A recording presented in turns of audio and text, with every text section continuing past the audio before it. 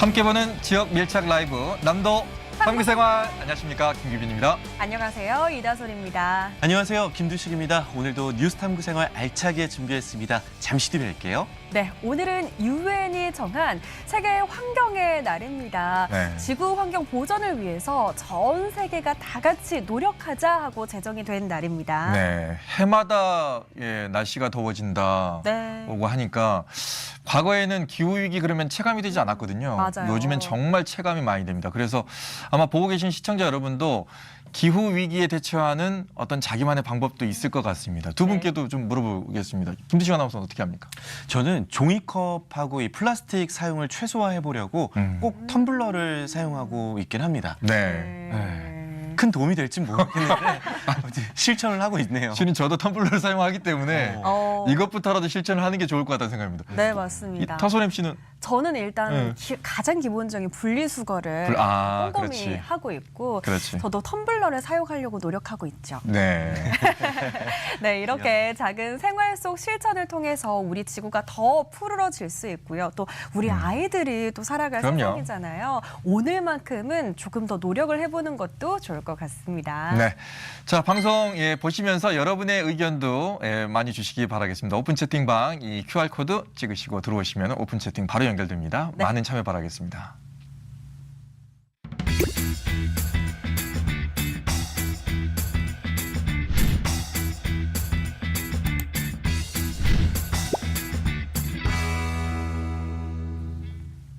오늘 꼭 알아야 할 우리 지역 주요 소식을 전해드립니다. 더 가까워진 지역 밀착 심층 뉴스 탐구 생활 시간입니다. 오늘 준비한 첫 번째 소식 전해주시죠.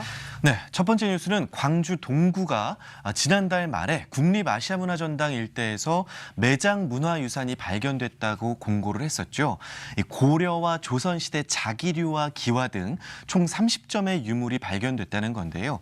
역사학계에서는 광주 구도심 일대에서 유물이 꾸준히 출토되고 있는 만큼 고대 광주의 역사를 추적하는 조사 발굴 사업을 전면 시행해야 한다고 목소리를 높이고 있습니다. 네. 구도심에서 구체적으로 어떤 유물들이 나왔는지 알려주시겠어요? 네, 학계에 발표된 논문 자료에 따르면요. 지난 1994년 광주 제1고등학교 신축 공사 과정에서 통일신라 시대 8, 9세기 유물과 건물 부지가 발견이 됐었고요. 1998년 금남로 지하철 1호선 공사 때도 이 통일신라와 고려시대 기와 토기, 청자 등이 다수 발견됐었습니다. 지난 2006년에는 구 전남도청 부지에서 광주 읍성 성벽과 통일신라 시대 기와가 출토가 됐었는데요. 이처럼 광주 동구 구도심 쪽은 통일신라, 고려, 조선에 이르기까지 1500년 가까운 역사적 유물이 꾸준히 출토되고 있습니다. 네, 이렇게 꾸준히 유물이 발견이 되고 있습니다. 광주 구도심 일대가 이렇게 귀중한 역사 자원을 품고 있는데 이런 유물과 관련해서 체계적인 발굴 조사와 연구가 필요해 보이는데요. 그렇습니다. 서울과 대구의 경우에는 조선시대 들어서 중심 도시가 됐고요. 인천과 부산, 대전은 조선 말기 개항 이후 그리고 일제강점기 이후에 대도시로 성장이 됐습니다. 그런데 광주는요. 백제시대 때부터 무진주라고 불리면서 자리 잡아온 천년 고도죠. 그만큼 역사 자원의 보존이 필수적이고 시급한데 이에 대한 지자체나 시민사회의 관심과 노력이 많이 부족하다는 목소리가 나오고 있는 겁니다. 역사학계에서는 쇠락해가는 구도심을 살려보겠다며 아파트나 주상복합 건물을 자꾸 건설하기보다 이 구도심 내 유물과 공간을 발굴 보존해서 도심 속에 유적 공원을 만드는 것은 어떻겠는가. 다른 대도시가 갖지 못한 광주만의 역사 명소가 될 수 있을 것이란 제안을 내놨습니다. 네. 광주에 오면 어디 좀 둘러볼 것 없나 이렇게 물어보시는 분들 많은데 네. 이런 것들 유물이 나오게 되면 그 유물을 좀 구경할 수 있는 공간 같은 걸 좀 마련해 놓으면 많은 분들이 또 관광객들이 오지 않을까라는 생각이 드는데 시민들의 의견을 잘 적극적으로 반영해서 좋은 공간이라든가 좀 마련될 수 있었으면 하는 바람도 있습니다. 네. 자, 다음 뉴스는요? 네, 다음 뉴스는 일제 강제동원 시민 모임이 밀리환초 조선인 학살 사건과 관련해서 모레 기자 간담회를 연다는 소식입니다. 이 밀리환초 사건은 태평양 전쟁 말기인 1944년 남태평양 마셜제도 밀리환초에서 일본군이 강제징용 조선인 55명을 집단 학살한 사건을 말하는데요. 시민 모임에 따르면 학살 피해자 55명은 모두 전남이 본적지로 특히 담양 출신이 25명에 달합니다. 네, 제국주의 시절 겪었던 너무 억울한 사건입니다. 그 당시 밀리완초에서 구체적으로 어떤 사건이 있었는지 알아볼까요? 네, 당시 일본 정부는 1942년 초 태평양 전쟁 당시 전남에서 800명을 강제징용해서 남태평양의 밀리환초로 데려갔고요. 비행장 활주로 공사 등 일본 군사시설을 건설하게 했습니다. 참고로 밀리는 지명이고요. 환초는 고리 모양으로 배열된 산호초 섬을 뜻하는데요. 남태평양 한가운데 위치한 이 밀리환초는 태평양 전쟁 당시 최전방의 요충지였습니다. 전남에서 동원된 800명 중 218명이 현지에서 사망했을 정도로 피해자들은 혹독한 환경에서 강제 노역을 당했었는데 이 중에 55명은 일본군에 의해 집단 학살됐던 사건입니다. 네, 전남 출신이 55명이라고 지금 얘기가 나오고 있는데 왜 학살이 된 겁니까? 네, 일제 강제동원 시민 모임 그 연구 자료에 따르면요, 1944년 미군이 이 밀리환초 인근 해상을 봉쇄해서 보급로가 끊어지자 그 섬 안에 있던 일본군과 강제징용 조선인들은 극심한 배고픔에 시달렸습니다. 그러던 어느 날 일본군이 조선인들에게 고래고기라면서 음식을 건네줘서 이 조선인들이 먹었는데 알고 보니 다른 조선인 2명을 죽이고 도려낸 살점, 인육을 줬던 거고요. 이에 분노한 조선인들이 일본군에게 돌을 던지고 삽을 휘두르면서 집단 저항을 해서 탈출을 시도했었는데 결국 기관총으로 무장한 일본군에게 제압을 당했고 이 과정에서 55명의 조선인이 처참하게 학살당한 겁니다. 네. 정말 말로만 들어도 너무 네. 처참하고 끔찍한 사건입니다. 이런 범죄 사실이 드러났는데도 일본 정부가 과거사를 대하는 태도를 보면 너무 화가 나는 상황인 것 같습니다. 일제 강제동원 시민 모임이 마련한 모레 기자 간담회에서 어떤 내용들이 발표될까요? 네, 그동안에는 이 밀리환초 학살 사건과 관련해서 피해자 55명에 대해서만 그런 사항들이 밝혀졌었는데 모레 기자 간담회에서는 밀리환초에 동원됐다가 사망한 피해자 218명 전원의 이름과 주소 등이 상세하게 밝혀질 예정입니다.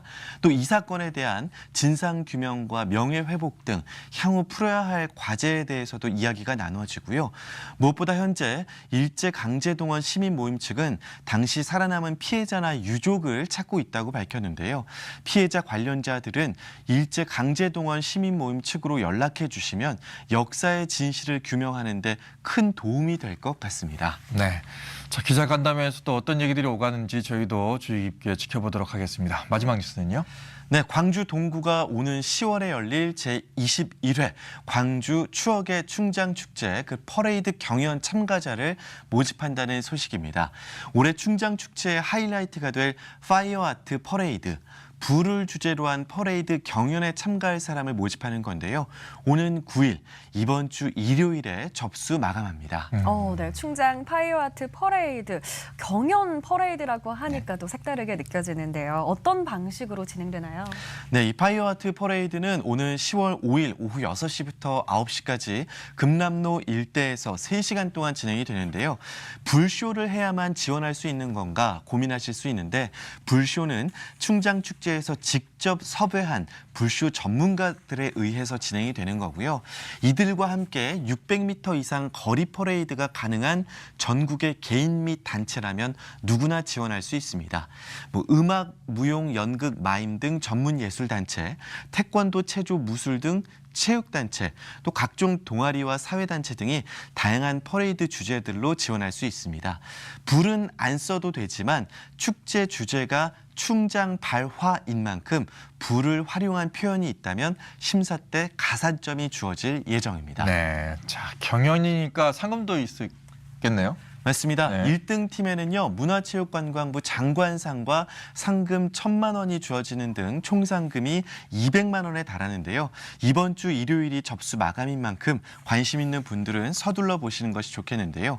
광주 추억의 충장축제 누리집에서 지원 서류를 내려받아서 이메일로 접수하시면 되고요.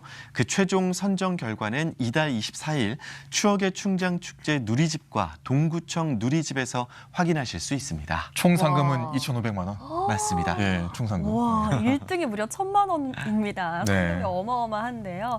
충장축제 앞으로 넉 달 앞으로 다가왔습니다. 조금 더 특별한 추억을 쌓고 싶으신 분들은 참가를 해보시는 것도 좋을 것 같습니다. 오늘 뉴스 탐구 생활은 여기까지 듣도록 하겠습니다. 고맙습니다. 네, 고맙습니다. 맞습니다. 자, 다음은 뉴스 탐구 생활에서 들려드렸던 뉴스 중에 한 가지를 저희가 더 짚고 넘어가야 될 것 같습니다. 조선인 학살 사건 그리고 그중에 또 55명은 전남에 연구를 두고 있다고 했지 않습니까? 네. 그 밀리완초 학살 사건에 대해서 자세하게 좀 얘기를 좀 나눠보겠습니다. 네, 지금 전화로 연결이 되어 있는데요. 일제 강제동원 시민 모임 이국원 이사장님 전화로 연결해 보겠습니다. 이사장님 들리시나요? 예, 안녕하십니까? 네, 안녕하세요. 자, 먼저 밀리완초 학살 사건이 어떤 내용인지 자세하게 좀 부탁드리겠습니다. 예, 그 태평양 전쟁 말기에 남태평양 그 마샬 제도 그 동남쪽 끝에 위치한 밀리완초라고 하는 곳에 우리 전남에서 약 800여 명 정도가 강제 동원돼서 그 섬의 활주로 공사장에 투입돼서 강제 노동을 하고 있었습니다. 네. 그런데 이제 전쟁 막바지로 갈수록 미군이 해상을 봉쇄하면서 고립 상태에 놓이게 되는데 그러면서 이제 그야말로 그 먹고 살기 위해서 인근 섬으로 흩어져서 이제 자력 갱생을 하고 있었던 상황에서 네. 어느 날 고래고기라고 해가지고 이제 배급이 됐는데 나중에 알고 보니까 사라졌던 우리 조선인 동료의 시체가 발견되고 그때 먹었던 고래고기가 사실은 동료의 그 인육이었다라고 하는 것을 이제 알게 됩니다. 그러면서 여기서 잡아먹혀 주거나 굶어 주거나 마찬가지이니 여기서 탈출을 하자 하고 전남 분들이 이제 그 계획을 일종의 저항 계획을 세워서 실행 도중에 그 일본군에 의해서 이렇게 무차별 진압이 돼서 55명이 학살당한 사건입니다. 네. 네. 너무 가슴이 아픈 사실이요. 이 목숨을 잃은 당시 피해자 55명이 모두 전남 출신이었다는 사실이 새롭게 밝혀졌습니다. 어떻게 밝혀지게 됐을까요? 예, 사실은 이제 피해자들의 그 일부 뭐 생존자들이 있었기 때문에 그동안 증언들도 간간히 있었었고, 네. 2010년 정부에서 조사해서 55명 학살 사건이 있었다는 것이 밝혀지기는 했는데, 당시는 이 55명이 예외 없이 전남이다라고 하는 것이 잘 알려지질 않았었습니다. 그리고 이제 그때는 단순히 그 이름이 있으면 성씨하고 그냥 그 번적 전남 이 정도만 언급이 되어가지고 구체적인 것들이 좀 잘 안 알려졌는데, 이번에 이제 일본에서 오랫동안 강제동원 연구를 하신 다케우치 야스토 선생님이 그 이름 전체하고 그다음에 상세한 주소까지를 그동안 연구 끝에 발굴해서 이번에 이제 그 자료를 발표하게 된 것입니다. 네. 이번에 보면은 뭐 과거에도 그랬습니다만은 일본 내에서도 양심 있는 분들이 있으신 것 같아요. 네, 네. 예. 다케우치 야스토 이분도 비슷한 것 같은데 어떤 분이십니까? 예, 이분은 사학을 전공하시고 근대 사학자이신데 특히 강제동원 분야에 약 30여 년 넘게 그동안 꾸준히 그 조사 활동을 펼쳐왔었고, 사실 우리도 이런 조사 또 연구 잘 안 하잖아요. 네. 그런데 일본인으로서 그 외롭게 진실 규명을 위해서 활동을 해오고 계시고, 또 우리 지역에서는 일본 기업을 상대로서 여러 소송이 좀 진행되고 있는데 그런 소송에도 여러 중요한 자료들을 도와주고 계십니다. 네, 너무 감사하네요. 이 다케우치 야스토 씨가 연구한 내용을 오는 7일 기자회견을 통해서 발표한다는 소식이 있던데 어떤 내용들이 발표가 될까요?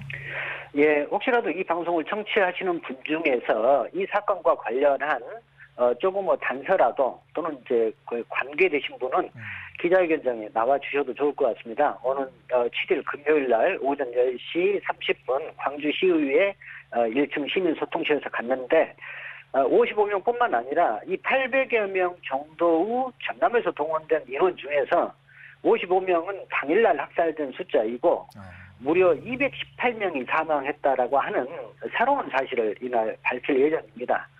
그러니까 정말 그 말로는 다 할 수 없는 끔찍한 일이 벌어졌다는 사실을 우리 지역은 지금 뒤늦게서야 이 사실을 지금 확인하고 있는 셈이 되겠습니다. 이 사실이 우리 지역에 던지는 메시지가 있을 것 같습니다. 어떻게 저희가 받아들여야 될까요?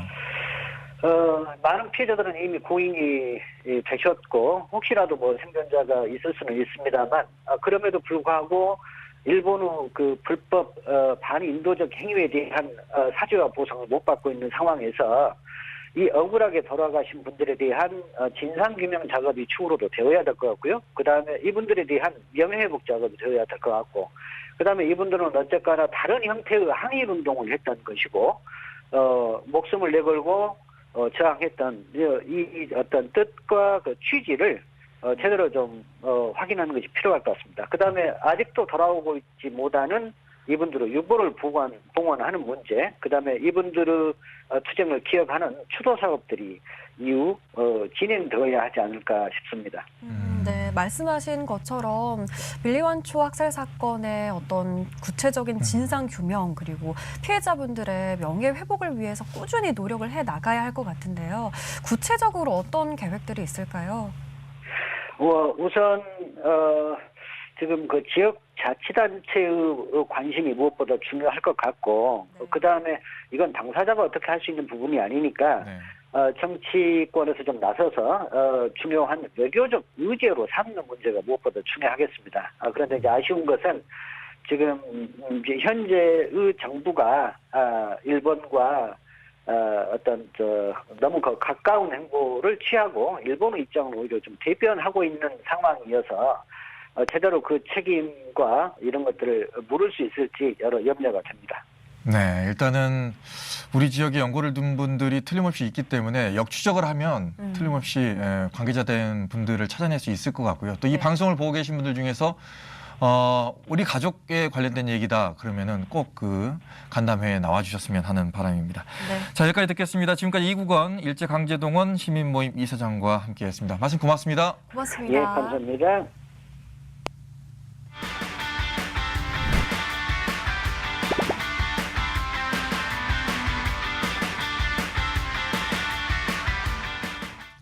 네, LTE 지금 이 순간입니다. 우리 지역에서 지금 일어나고 있는 곳으로 바로 저희가 카메라를 넘기도록 하겠습니다. 네, 푸릇푸릇한 요즘 산책 즐기기가 정말 좋은 계절인데요.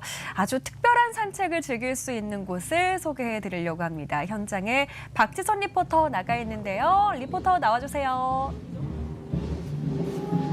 네, ACC에서 인사드리는 꽃향기 나는 리포터 저 박지선 인사드립니다.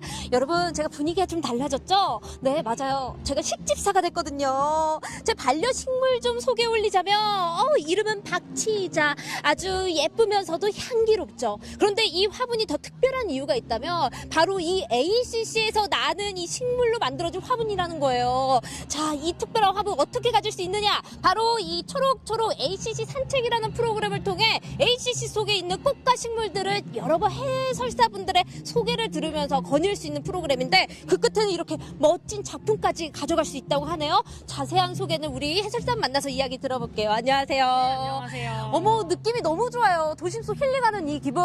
초록초록 ACC 산책 프로그램 소개 좀 해주세요. 네, 이 초록초록 ACC 산책 투어 프로그램은 네. 국립아시아 문화전당의 전문 해설사와 꽃과 나무를 따라서 걷고 초여름의 싱그러운 정취를 만끽할 수 있는 그런 프로그램입니다. 어머, 말만 들어도 싱그러워요. ACC라는 곳은 원래 정말 많은 전시로 많은 사람들의 기쁨을 주지만 또 조경이 멋지기로 유명한 곳이기도 하잖아요. 그런데 그렇게 많은 식물들이 있는지는 또 잘 모르실 것 같아요. 얼마나 많은 식물들이 있나요? 무려 약 100종, 5만 주, 5만원? 60만 본에 달하는 다양한 식물들이 식재되어 있습니다. 우와, 진짜 많네요. 대표적인 것들이 있다면 뭐가 있을까요? 지금 여기 저희 뒤쪽에 식재되어 있는 많은 나무들이 보이는데요. 네. 바로 배롱나무라고 합니다. 바로 옆쪽에 배롱나무. 이거 꽃피면 진짜 예쁘잖아요. 네, 맞아요. 좀 간단하게 더 소개 좀 해주세요. 네, 이 배롱나무는 7월부터 9월까지 약 100일 동안 꽃이 피고 지고를 반복한다라고 해서 백일홍나무라고 불렸다가 네. 배롱나무가 되었다는 설이 있습니다. 진짜 뭔가 낭만 가득. 뭔가 이 배롱나무, 이 나무 결부터 남다르잖아요. ACC에서 구경할 수 있는 배롱나무 굉장히 특별합니다. 자, 그런데 이 초록초록 ACC 산책, 이게 이 식물마다 이 패턴이 다르고 이게 또 수종들이 다르다 보니까 그와 관련해서 동선도 달라진다고요? 프로그램 동선이? 네, 맞습니다. 저희가 개화 시기와 수종에 따라서 두 가지의 동선으로 구성을 했는데요. 일단 이번 주까지는 어린이 문화원 상상마당부터 민주평화 교류원 중심의 동선이고요. 네. 다음 주부터 7월 13일까지는 지하광장에 있는 지하 녹지섬 위주의 설명입니다. 야, 뭔가 두 번 다 오시는 걸 전 추천드려요. 네. 진짜 다양한 이 식물들의 세계로 푹 빠지실 수가 있는데 이게 가장 좋은 점은 이 꽃과 식물을 보면서 힐링도 할 수 있지만 그 끝에 이런 다양한 체험들이에요. 되게 뭐가 많더라고요. 뒤쪽에도 하고 계시지만. 네, 맞습니다. 저희가 이런 프로그램도 두 가지를 준비해 놓았는데요. 네. 일단 이번 주는 행잉 플랜트, 그러니까 오. 친환경 화분에다가 꽃을 심고 네. 그리고 이제 매듭법을 활용해서 행잉 플랜트를 만들어 보는 프로그램을 준비했고요. 네네. 또 다음 주는 꽃과 소재들을 활용해서 다발을 만들어 보는 프로그램을 준비했습니다. 야, 진짜 꽃과 식물의 뭔가 감성을 쫙쫙쫙쫙 머금고 있는데 마무리를 이런 식으로 나만의 작품을 만들어가면 더더욱 좋을 것 같아요. 너무 좋아요. 소개 너무 감사드려요. 뒤쪽 한번 이렇게 얼마나 좋은지 한번 좀 물어보러 갈게요. 네. 자, 지금 뒤쪽에 보시면은 열심히 이렇게 또 열중하시는 모습을 볼 수가 있어요. 이분들이 이 초록초록 ACC 산책을 끝마치고 이렇게 열심히 또 화분을 식재하고 계신 것 같은데 잠시만요. 한 가지만 여쭤볼게요. 너무 궁금해서요. 이 산책 끝에 이렇게 체험해 보시니까 좀 어떠세요? 저는 이제 일상이 되게 바빴었는데 네. 이렇게 식물도 만지고 흙도 만지고 이런 색다른 체험을 할 수 있어서 되게 좋았고 힐링도 이렇게 할 수 있어서 정말 좋은 것 같아요. 그러니까 말이에요. 진짜 이 아름다운 이 과정 끝에 ACC의 식물을 나와 함께 집으로 데리고 갈 수 있다? 특별한 경험 아니겠습니까? 여름의 정취를 느낄 수 있는 이 ACC, 초록초록 ACC 산책길 놓치지 말고 여러분들 함께 하시면 좋을 것 같아요. 우리 식물과 교감하면서 도심 속 스트레스 싹 날려보자고요. 자, 그렇다면 지금까지 예쁜 이 취자와 함께했던 꽃향기 나는 박지선이었습니다. 여러분 꼭 이 산책 즐겨보세요. 진짜 좋아. 초여름의 싱그러움이 여기까지 다 전해집니다. 초록초록한 게 너무 힐링이 됩니다. 여러분들도 산책하면서 즐거운 시간 보내보시면 좋을 것 같네요. 그리고 도심 한가운데에서 정원을 만나는 거잖아요. 네. 예, 꼭 한번 들러보시길 바라겠습니다.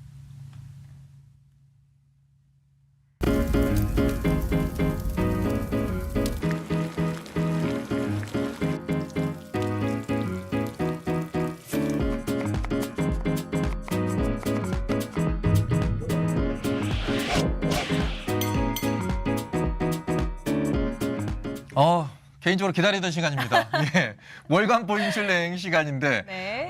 오늘은 또 어떤 맛있는 집이 또 소개될지 궁금합니다. 또 어떤 요리가 또 소개될까요? 6월은 네. 이제 주제가 뼈라고 합니다. 네, 맞습니다. 네. 주제가 심상치 않습니다. 6월도 너무 배가 고픈 시간이 될 것 같은데요. 뼈 요리하면 생각나는 요리들이 정말 많아요. 갈비도 생각이 나고요. 큼직한 뼈를 뜯는 재미가 있는 족발도 생각나고 뼈찜도 생각이 나고 정말 많은 요리들이 있는데 과연 어떤 요리가 등장할까요? 화면으로 만나보시죠.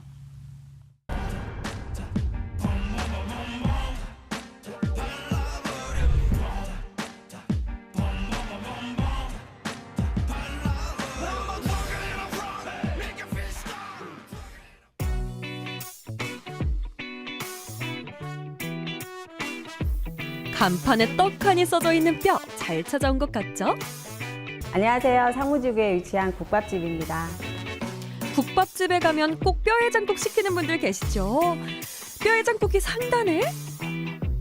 저희가 뼈에 자신이 있어서 뼈해장국을 메인으로 하는 국밥집을 오픈하게 됐습니다. 저희는 목뼈만 사용하고 있는데 부드럽고 또 식감도 좋고 또 드시는 손님마다 호불호가 없고 또 좋아하시는 것 같아가지고 목뼈만 사용하고 있습니다. 돼지 목뼈는 등뼈보다 살이 많고 부드러워 살짝 더 비싸지만 이곳에선 돼지 목뼈만을 고집하고 있는데요. 매일 아침 목뼈를 공수받아 핏물을 뺀 다음 월계수잎과 소주를 넣어 잡내를 잡습니다. 핏물을 적당한 시간에 잘 빼야 되고요. 애벌 삶은 다음에 한 개씩 깨끗하게 세척해서 저희가 이제 냉장 숙성한 양념을 넣고 조리하면 됩니다. 돈사골 육수에 버섯과 채소 육수를 더해 담백하고 깔끔한 맛을 살린 특급 육수에 칼칼한 빨간 양념을 풀어 바글바글.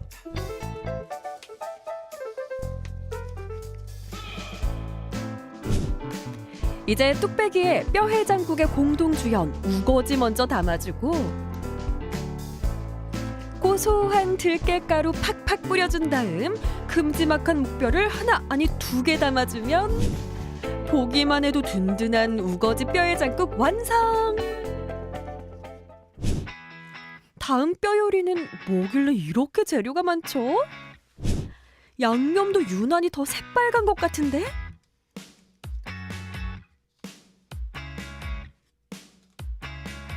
네? 마라 뼈해장국? 마라가 젊은 사람들한테 인기가 많고 또 매니아층이 많아서 마라 소스를 20여 가지의 특별 소스를 만들어서 저희만의 특제 소스로 개발했습니다. 입문자도 충분히 드실 수 있고 매니아도 서운하지 않을 만큼의 농도를 잘 맞춰가지고 지금 누구나 드셔도 호불호 없이 그냥 편하게 드실 수 있는 특히 해장에 좋은 그런 마라 해장국으로 탄생했습니다. 상상도 못한 마라와 뼈해장국의 만남. 기본 우거지에 당면, 포두부, 분모자, 마라탕의 핵심 재료들 위로 올라가는 목뼈와 마라 육수.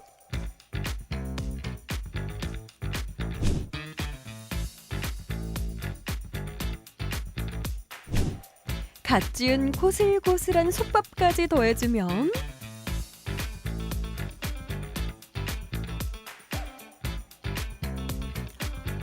얼른 밥 먼저 덜어서 숭늉부터 만들어두고 우거지 뼈해장국부터 공략해볼까요? 저희는 왕뼈를 사용하고 있기 때문에 일단 살이 많아요. 부드럽고요. 그래서 그 살을 큰 살을 빼서 겨자 소스에 찍어서 드시고 뼈에 이제 붙어있는 살들, 좀 잔 살들은 탕 안에 넣고 우거지랑 같이 해서 반 말아서 드시는 게 가장 맛있다고 생각합니다. 쌀밥을 부르는 진한 고깃국물, 그 위에 잘 익은 깍두기 하나.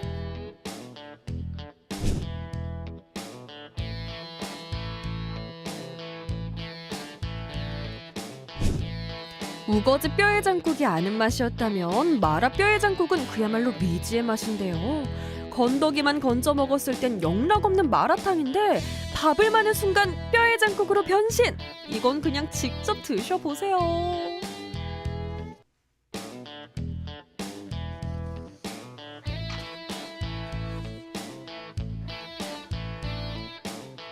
제가 뼈해장국을 되게 좋아해서 다른 데도 많이 가고 하는데 이곳에서 먹기 시작한 후로 제가 다른 데를 못 가요. 고기가 정말 부드럽고 양이 많아서 다른 데 가면 항상 비교되더라고요. 그래서 항상 여기 와서 먹습니다. 제가 딸 때문에 마라를 처음 접해봤는데 특이하고 굉장히 맛있습니다. 손님들의 호응에 힘입어 새로운 뼈 메뉴도 개발하고 있대요. 저희가 마라 뼈찜과 매운찜을 개발하고 있거든요. 많은 분들이 찾아와 주셔가지고 저희가 좀 더 모든 사람들에게 사랑받는 가게가 되고 싶습니다.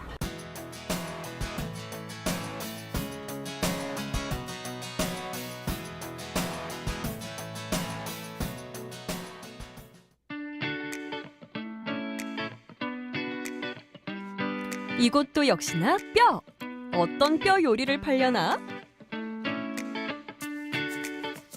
저희는 이제 돼지 등뼈 요리 전문점이고 저희 가게는 이제 전국에서 유일하게 이제 뼈구이랑 등뼈 수육, 칼국수 이렇게 대표 메뉴 3가지가 있는 그런 매장입니다. 대표 메뉴 외에 다른 메뉴도 오직 뼈. 저희가 그 전에는 전이랑 막 이제 막걸리랑 좀 곁들여 먹을 수 있는 그런 음식들을 판매를 했었는데요. 뼈 요리로 좀 재구성을 해서 가게를 다시 재오픈하게 되었습니다. 등뼈 전문점이라고 하셨는데 이건 목뼈 아닌가요? 목뼈 자체가 등뼈보다도 사실 단가도 높고 좀 더 고기 질이 좀 부드러운 그런 면이 있어서, 근데 대중들은 이제 등뼈가 좀 더 익숙하신 것 같아서 이제 목뼈를 사용하지만 등뼈라고 이제 지칭을 하게 되었습니다.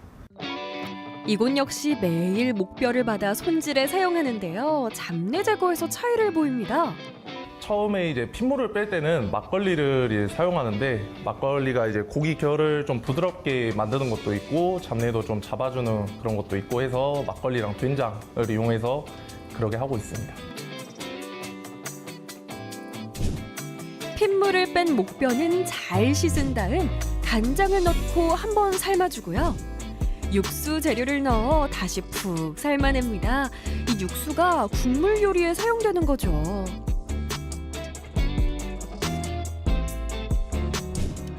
이제 뼈 준비 끝난 건가요? 삶고 피 빼고 해서 거의 한 12시간 정도? 그 정도 소요되는 것 같습니다. 뼈가 삶아지는 동안 대기 중이던 비법 양념장. 이 양념장에 뼈를 푹 담가 그릴 위에 올려주는데요. 와, 다시 봐도 뼈 진짜 실하다.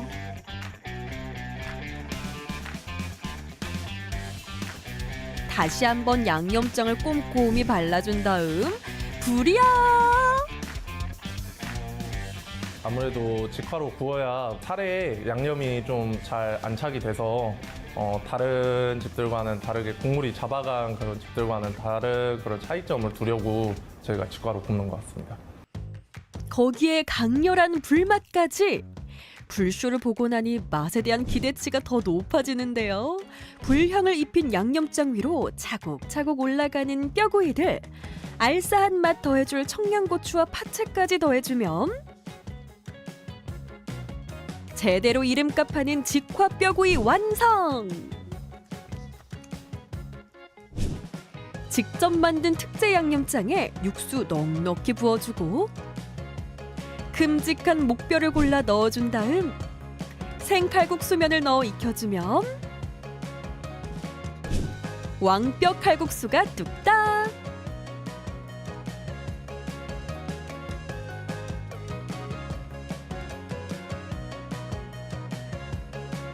직화 뼈구이를 상대하려면 비닐장갑은 필수!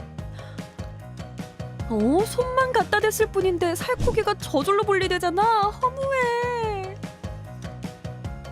너무 맵다 싶으신 분들이 가끔 계셔서 저희가 마요네즈를 따로 이제 제공을 해드리거든요. 이제 마요네즈 이제 찍어 드시고 이제 보통 이제 파채랑 이제 같이 곁들여 드십니다. 사나이 올리는 매운맛보다 살짝 더 매운맛, 주먹밥과도 잘 어울리겠죠?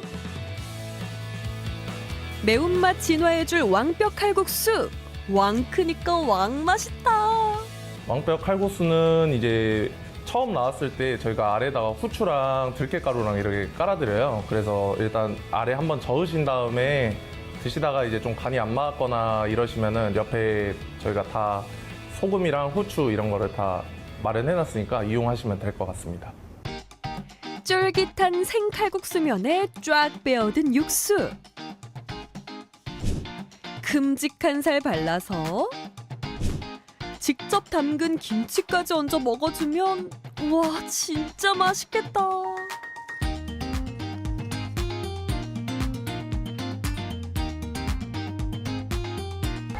이게 분량도 많이 나고 생각보다 매콤한 것 같아요. 여기 파에도 불맛이 들어가서 같이 곁들여 먹으니까 되게 맛있네요.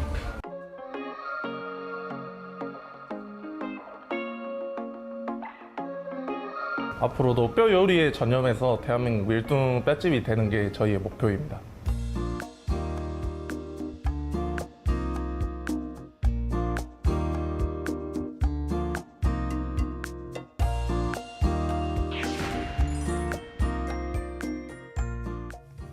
네, 화면 안으로 들어가 버릴 뻔했습니다. 와, 진짜 그 직화뼈구이 같은 경우에는 불향을 입혔잖아요. 네. 야, 그리고 아까 그 고기 부서지는 거 보셨죠? 야, 그러니까 얼마나 야들야들 부드럽다는 얘기입니까? 네, 정말 어마어마한 뼈 요리들이 등장을 했는데 네. 저는 정말 개인적으로 좋아하는 게 마라탕 정말 좋아하거든요. 뼈 해장국을 마라탕과 접목시킨 요리 너무 먹어보고 싶고 사장님도 개발하시면서 찾아보니까 없다고 하시더라고요. 네, 전국 최초 유일의 맛집이어서 한 번씩 가보시면 정말 좋을 것 같습니다. 앞으로도 여러 가지 음식을 개발하신다고 하니까 네. 그걸 기다리시기 좀 그러신 분들은 일단 우거지 해장국 네네. 드시고 마라 해장국 드시면서 좀 기다리시면 될 것 같습니다. 마라 해장국은 마라 뼈 해장국은 기대가 됩니다. 어떤 맛일지 한번 꼭 가보도록 하겠습니다. 자, 여러분은 오픈 채팅방에 어떤 글을 올려주셨을까요? 몇 분 소개해드리겠습니다. 초록초록 HC 산책 투어 꼭 가봐야 되겠다고 하셨습니다. 아이들도 많고 연인들도 많네요 하시면서 주셨어요. 우리 집에 초록을이라고 이야기를 해주셨고 여름이라 나뭇잎들이 초록색으로 푸르르던데 식물들이 가득한 걸 보니까 힐링될 것 같아요. 저도 제 식물 이름 지어 키워보고 싶어요 해주셨습니다. 예, 그리고 월간 본슐랭, 이 본슐랭 타임 되면 배고프죠? 예, 저희도 배고픕니다. 정말 참기 힘듭니다. 강진에서 먹은 왕갈비탕 사진 찍어서 보내주셨습니다. 감자탕 세상에서 제일 좋아하는데 너무 부러워요. 네. 달고라는 기분 느끼고 싶다고 해주셨네요. 야, 마라뼈 해장국 이거는 히트 예감이 듭니다. 정말요. 네. 양념장에 진국인 것 같은데요. 침이 꼴깍 넘어가고만요. 저녁을 먹었는데 또다시 배가 고파진 상황이라고. 네, 입에서 살살 녹을 것 같다라는 채팅까지 함께 살펴봤습니다. 네, 계속해서 오픈 채팅방에 여러분의 의견 많이 올려주십시오. 네, 이번엔 설악산 어벤져스를 소개해드리려고 합니다. 이름만 들어도 든든해지는 기분인데요. 과연 어떤 분들일까요? 화면으로 소개해드릴게요. 매년 200만 명이 찾아오는 설악산 국립공원. 보다 많은 사람들이 안전하고 쾌적하게 설악산을 즐기도록 노력하는 사람들이 있습니다. 바로 설악산 특수산악구조팀. 탐방객의 안전과 신속한 구조를 위해 지속적인 훈련은 물론이고 탐방로 점검 등 오늘도 무사한 설악산 탐방, 안전한 산행을 위해 활약하는 설악산 특수산악구조팀의 활동을 따라가 보시죠. 찾아간 곳은 그림 같은 경관을 자랑하는 설악산입니다. 오전 9시 설악산 특수산악구조팀의 일과가 시작됐는데요. 지난 1월 1일부터 설악산에 산악사고를 전담하고 있는 특수산악구조팀.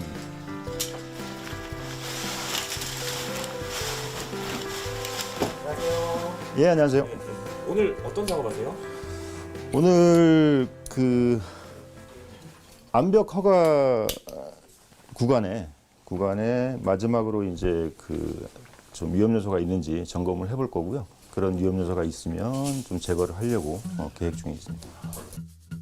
시민들의 안전한 산행을 위해 이루어지는 현장 사전 점검. 먼저 안전 장구부터 꼼꼼히 챙깁니다. 그리고 출발 전 브리핑도 필수죠. 자, 컨디션 괜찮죠? 네, 맞습니다. 오늘 작업할 구간은 여기서 사무실에서 가장 가까운 구간이야. 소탕골 함장. 설악산 특수산악구조팀은 인명구조 자격증, 암벽 등반 기술 등을 보유한 8명의 전문 구조대원으로 구성되어 있는데요. 고지대 암벽 등에서 일어나는 산악사고를 상시 전담합니다. 뿐만 아니라 안전사고 예방을 위해 재난 취약지구, 사고 다발지역 등 위험지역 점검과 탐방객들의 산행 안내 활동도 병행하고 있죠. 북한산 국립공원에 이어 두 번째로 구성된 설악산 특수산악구조팀. 사실 설악산은 사고가 많이 발생하기도 하고 관리 범위 또한 넓기 때문에 특수산악구조팀의 역할이 매우 중요하다고. 출입금지 현수막이 보입니다. 이곳은 우리가 흔히 다니는 정규 탐방로가 아닌 것 같죠? 입장 허가 없인 출입할 수 없습니다. 여기 일반적인 탐방로하고 좀 다른 것 같아요. 여기는 비법전 탐방로죠. 여기는 정규 탐방로가 없기 때문에 일반인이 산행할 수 있는 코스가 아닌 거죠. 비법정 탐방로는 올라가는 것도 힘들 뿐 아니라 암벽장에 가도 된다는 허가를 받은 사람만이 올라갈 수 있는 길인데요. 새길을 따라 계속해서 전진하는 팀원들. 특수산악 구조팀은 이런 비법정 탐방로까지 전부 관리하고 있습니다. 옆에 비닐봉지는 뭐예요? 쓰레기 봉투입니다. 항상 이렇게 달고 다니세요? 달고 다니지는 않고 챙기고 다니는데 이제 등산 탐방로나 막 이런 데 쓰레기가 있으면은 주워서 저희 내려가서 사무실에서 버리게 됩니다. 환경 정화 활동까지 그야말로 다양한 역할을 톡톡히 하고 있네요. 팀 안 들어? 예, 괜찮습니다. 아직까지 할만하지?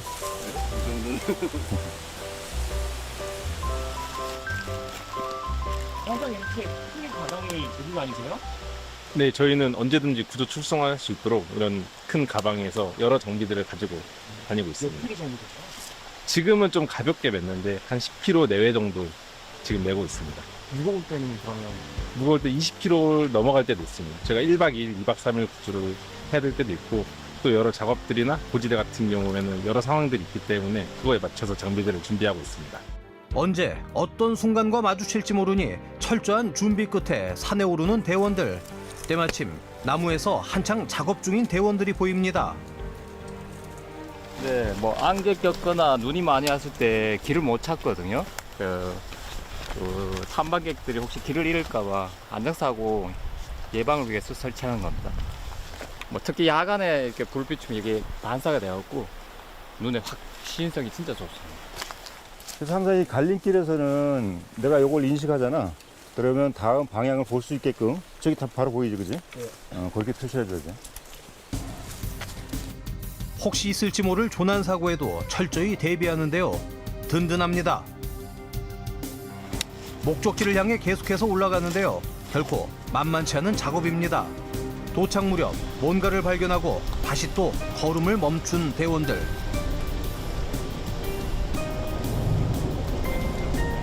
일단 여긴 어디예요? 여기는 저희가 오늘 점검하고자 하는 그 소탕골이라는 곳이에요. 좌측에 보시면 암벽한 코스가 있고 맞은편 절벽 쪽으로 지금 안 보이던 로프가 설치가 돼 있어서 지금 확인을 하고 있습니다. 직접 설치하신 게 아니에요? 아니요, 이건 저희가 한 게 아니고 암벽하시는 분들 외에 또 다른 경관을 보기 위해서 여러 사람이 이런 유형의 산행을 많이 하고 있어요. 굉장히 무모합니다, 이건. 실제로 이런 곳에서 사망사고나 부상을 입어도 대형 사고로 전개가 되죠.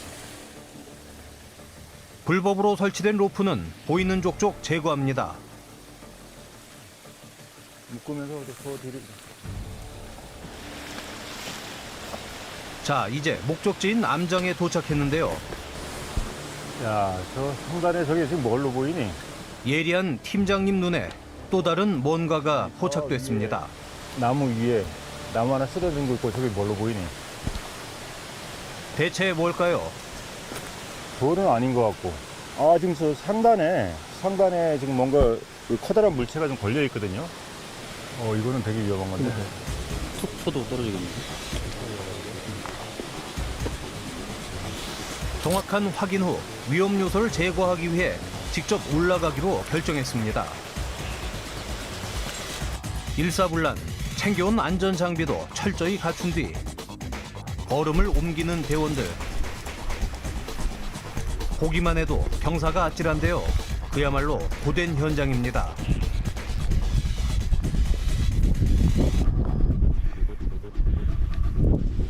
평소에도 이런 작업이 많나요? 평소에도 이런 작업 많이 하고 있어요. 설악산 바위가 사람으로 따지면 완전 노년기에 접어들어서 그 낙석이나 이런 것들이 굉장히 많이 발생이 되고 있고요. 여기죠. 문제의 현장에 접근하기 위해선 거의 90도 수직으로 자리한 암벽을 딛고 이동해야 하는데요. 네, 접근하겠습니다. 하가. 바로 옆은 천길 낭떠러지. 사고 예방이 우선이다 보니 위험도 마다하지 않습니다. 지켜보는 대원들도 초긴장 상태. 많이 긴장되죠. 작업을 하다가 잘못 건드려서 아랫부분을 건드리게 되면 위에가 쏟아지게 되거든요. 그래서 굉장히 좀 신경이 많이 쓰입니다. 안전하게 잘 작업하셨으면 좋겠다. 이런 생각이 일단 첫 번째로 듭니다. 드디어 목표물에 도착했습니다.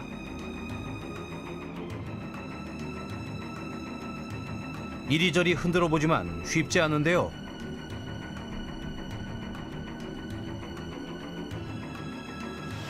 지금 뿌리가 좀 단단히 닿겠죠, 이제. 네, 뿌리가 돌 사이에 끼어갖고 잘 안 떨어집니다. 자, 그러면 일단은 내일 작업하게 철수하세요. 오늘은 작업이 힘들 것 같나요? 예, 예. 그 상태에서는 뭐 아무리 힘들어봐야 안 나올 것 같고 내일 장비 좀 챙겨서 작업을 해야 될 것 같아요. 대원들의 안전 역시 중요하기에 추가 장비를 갖춰 내일 다시 작업하기로 결정하는데요. 암장을 향해 하강하던 중 또 다른 상황과 맞닥뜨립니다.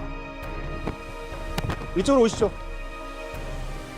저 멀리 보이는 낯선 정체. 국립공원 직원이고요.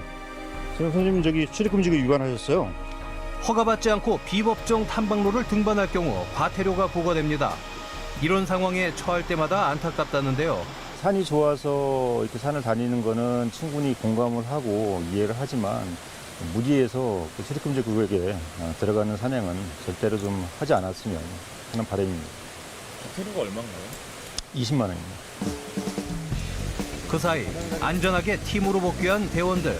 가까이에서 촬영한 현장 상황을 전해줍니다. 이쪽으로 박혀 있습니다. 엉겨붙은 나무 뿌리가 위험천만하게 노출돼 있는데요. 여기 상황이 좀 어땠어요?